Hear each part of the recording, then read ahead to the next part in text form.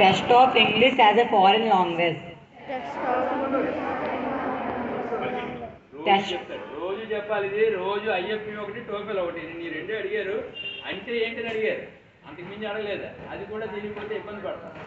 Test of English as a foreign language.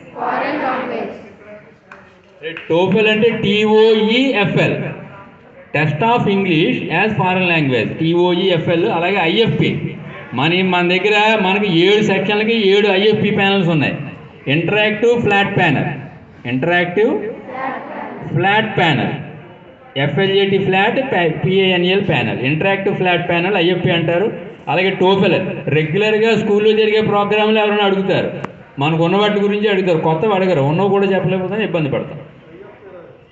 IFPS interactive flat panels. Use of interactive content. Thank you.